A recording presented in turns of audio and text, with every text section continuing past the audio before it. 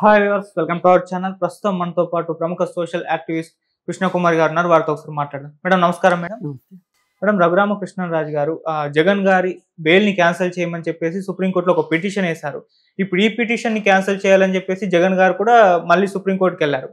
కాకపోతే సుప్రీంకోర్టు ఏం చేసింది, జగన్మోహన్ రెడ్డి గారి పిటిషన్ ని కొట్టివేసింది. మరి దీన్ని ఏ విధంగా అర్థం చేసుకోవచ్చు అంటారు?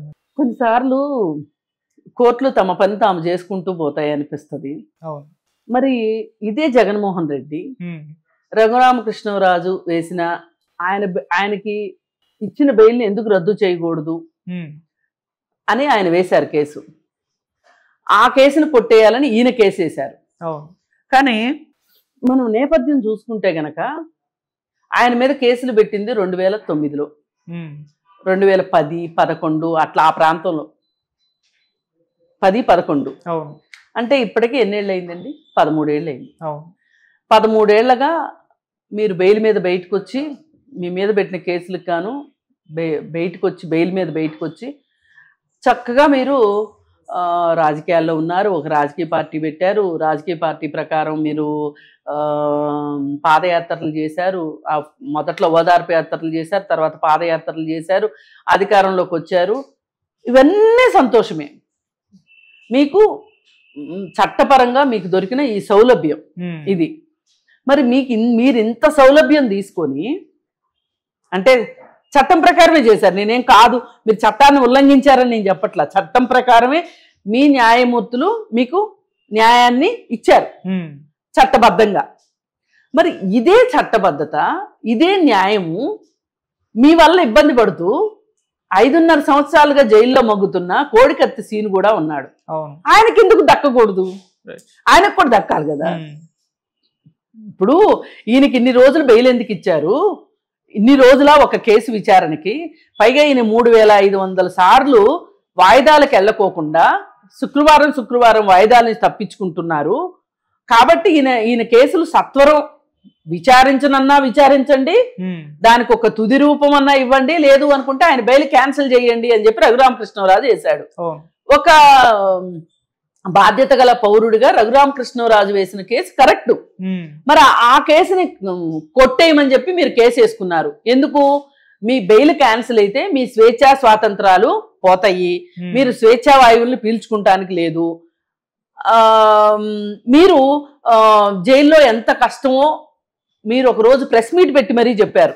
జైలు జీవితం ఎంత దారుణంగా ఉంటుందో చెప్పారు. మీరు ఎంత దౌర్భాగ్యకరమైన పరిస్థితుల్లో జైళ్ళు ఉన్నాయో మీరు చెప్పారు. అక్కడ జైల్లో ఉంటే తెలుస్తుందన్నా, తెలిస్తే ఉంటదన్నా అని చెప్పి విలేకరులతో మాట్లాడారు మీరు. కరెక్టే, మీరు చెప్పింది 100% కరెక్ట్. నేను కూడా ఏకీభవిస్తున్నా. జైలు జీవితం ఎవరో కోరుకోరు. జైల్లో దొంగలను చూసినట్టు చూస్తారు. వాళ్ళు ఒకసారి దొంగతనం చేసి జైలుకి వెళ్తే వాళ్ళు 24 గంటల దొంగలుగా చూస్తారు జైల్లో. ఒకసారి హత్య చేసి జైలుకి వెళ్తే రోజు హత్య చేసిన హంతకుడిని చూసినట్టే చూస్తారు. ఇదంతా వాస్తవం. అందుకే మీరు చెప్తున్నారు జైలు జీవితం ఎంత కష్టంగా ఉంటుందో సొంత అనుభవంతో కూడా మీరు చెప్తున్నారు. సంతోషం. కానీ మరి ఇదే జైలు జీవితం మీ వల్ల అనుభవిస్తున్న కోడికత్తి సీన్ గురించి మీరు ఎందుకు ఆలోచించరు? ఇప్పుడు ఆయన వేయగానే, కేసు వేయగానే మీరు లబలబలాడుతా వెళ్ళిపోయారు కదా సుప్రీంకోర్టుకి. నాకు పెద్ద లాయర్ ఉన్నాడు, నేను కోట్లు ఫీజు ఇచ్చుకోగలను అని చెప్పి మీరు అతిపెద్ద లాయర్ తోటి మీరు కేసు వేయించుకున్నారు కదా. అది మీకున్న హక్కు. ఇక్కడ అసలు డబ్బులు ఖర్చుతో పని లేదు కోడికత్తి సీన్ విషయంలో. అతను లాయర్గా కూడా ఆయన ఏమి డబ్బులు ఖర్చు పెట్టుకునే డబ్బులు లేవు, అతనికి డబ్బులు పెట్టుకోవాల్సిన అవసరం కూడా లేదు. జస్ట్ మీరు వెళ్ళి కోర్టుకి వెళ్ళి ఒక వాంగ్మూలం ఇస్తే చాలు. ఆ పని ఎందుకు మీరు చేయట్లేదు? మీకు కష్టం లేదు. ఇప్పుడు లండన్ వెళ్ళారు మీ అమ్మాయిలు కలవటానికి, అలాగే మీ లాయర్ 3వ పెళ్లి చేసుకుంటుంటే చూడటానికి వెళ్ళారు మీరు. అది ప్రభుత్వం ఖర్చులతోటి. అది చాలా ఖరీదైన విషయం. అంత ఖరీదు కూడా లేదు. కోర్టు ఎక్కడుంది? ఉంటే విజయవాడలో ఉందేమో, లేదంటే హైదరాబాద్లో ఉందేమో ఆ కోర్టు. అక్కడికి వచ్చేసేసి ఒక్క వాంగ్మూలం ఇచ్చేస్తే పాపం అతను విడుదలవుతాడు కదా. పాపం ఆ తల్లిదండ్రులు ఎన్ని కష్టాల్లో ఉన్నారు వాళ్ళు. నీకున్న స్వేచ్ఛ, కోరుకునే హక్కు అతనికి కూడా ఉంది కదా మరి. అందుకని జగన్మోహన్ రెడ్డి వేసుకున్న కేసుని కొట్టేయడము అన్ని విధాల శ్రేయస్కరం. అంటే ఇది కట్ చేయండి, శ్రేయస్కరం కాదు, ఇది కట్ చేయించండి. సారీ. ఈ జగన్మోహన్ రెడ్డి మీద వేసిన రఘురామకృష్ణరాజు వేసిన పిటిషను చాలా న్యాయసమ్మతమైంది. ఎందుకంటే న్యాయం ఎప్పుడు కూడా జాప్యం కాకూడదు. అందుకే ఏం చెప్తారు అంటే సరైన న్యాయం అంటే జాప్యం లేకుండా అందే న్యాయమే సరైన న్యాయం అంటారు. ఇప్పుడు మీరు ఆ న్యాయం అందకపోయినా పర్వాలేదు కానీ డిలే అవ్వకూడదు అని చెప్తారు. డిలే అయిన న్యాయం న్యాయమే కాదన్నట్లు. అంటే మీరు ఒక రకంగా న్యాయాన్ని జాప్యం చేసినప్పుడు న్యాయాన్ని మీరు విస్మరించినట్లు అని, డినై చేశారు అని అర్థం. మరి ఇట్లా ఇన్ని విషయాలు తెలిసి మరి ఇన్ని సంవత్సరాలు ఎందుకు పడుతుంది ఆ కేసు? ఇది ఒక రకంగా మోడీ కూడా కాపాడుకుంటున్నాడు జగన్మోహన్ రెడ్డిని. మరి ఆ జగన్మోహన్ రెడ్డి మోడీ అవసరం ఏంటి అందరికీ తెలిసిందే. లోక్సభలో చేతులు ఎత్తాలి. జగన్మోహన్ రెడ్డి ఎంపీలు అయితే చేతులు ఎత్తుతారు. ఎందుకంటే ఆయన కేసులు ఉన్నాయి కాబట్టి, ఆ కేసుల విషయంలో సహాయం చెయ్యాలి కాబట్టి చేస్తారు. ఇప్పుడైనా సరే ఎలాగూ కొట్టేశారు, పిటిషన్ కొట్టేశారు, జగన్మోహన్ రెడ్డి వేసుకున్న పిటిషన్ కొట్టేశారు. ఈ సందర్భంగానైనా త్వరితగతిన ఆ కేసులు ఒక్కొక్కటి 16 కేసులు ఉన్నాయి, అవి క్లియర్ చేస్తే ఈ సామాన్య జనానికి కూడా, ఒక నేరం చేయాలనుకునే వాడికి కూడా ఒక రకమైన ఒక భయం ఉంటుంది.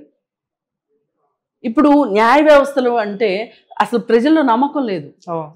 ఎందుకంటే ఏముంది కొనుక్కోవచ్చు అనుకునే వాళ్ళు, డబ్బులున్న వాళ్ళు కొనుక్కోవచ్చు అనుకుంటారు. డబ్బులు లేని వాళ్ళు ఇప్పుడు మీరు జైళ్ళల్లో కూడా చూడండి, ఉండేదంతా ఎస్సీలు, ఎస్టీలు, బీసీలు జైళ్లలో ఉండేవాళ్ళు. అగ్రకులాలకు సంబంధించిన వాళ్ళు ఎవ్వరూ జైళ్లలో ఉండరు. అథవా ఉంటే వాళ్ళు ఏ ఆర్థిక నేరాల్లో చేసి జైలుకి వస్తారు తప్పితే, యావజ్జీవ ఖైదీలు పడిన అగ్రకులాల వాళ్ళు ఉండరు. ఈ ఆర్థిక నేరాలు తొందరగా పరిష్కారం చెయ్యరు. ఎందుకంటే ఆర్థిక నేరాలు ఎవరు చేయగలుగుతారు? డబ్బులున్న వాళ్ళే చేయగలుగుతారు. డబ్బులున్న వాళ్ళని జైలుకి పంపించడం మన గొప్ప భారతదేశంలో ఇష్టం లేదు. అవకాశం ఉంది, ఇష్టం లేదు. అందుకోసం ఈ డబ్బులున్న వాడు ఎప్పుడైనా మనకు పనికొస్తాడు. రాజకీయాల్లో కనీసం ఫండ్ ఇవ్వటానికైనా పనికొస్తాడు.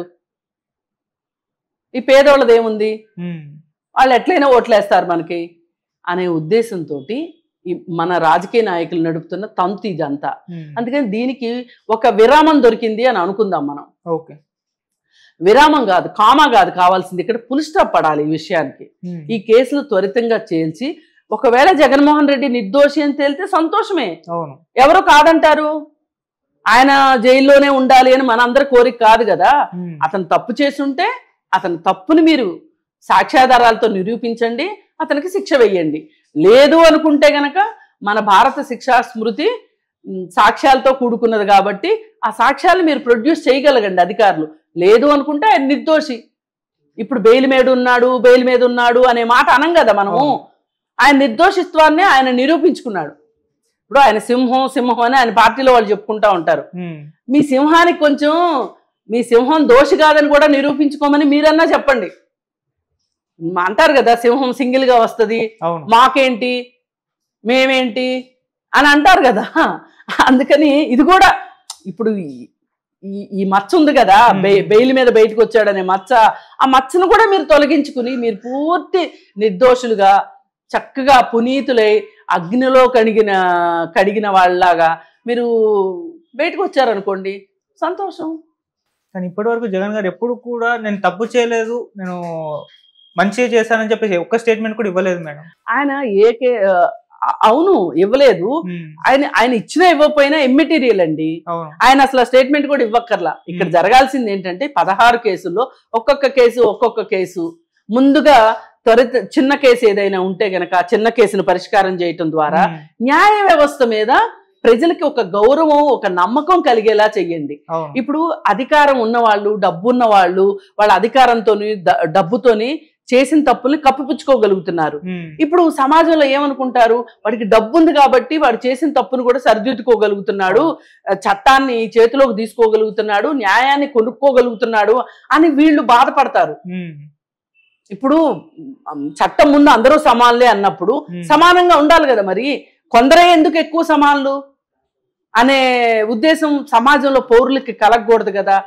అందుకోసం ఏంటంటే ఇది ఒక మంచి పరిణామం.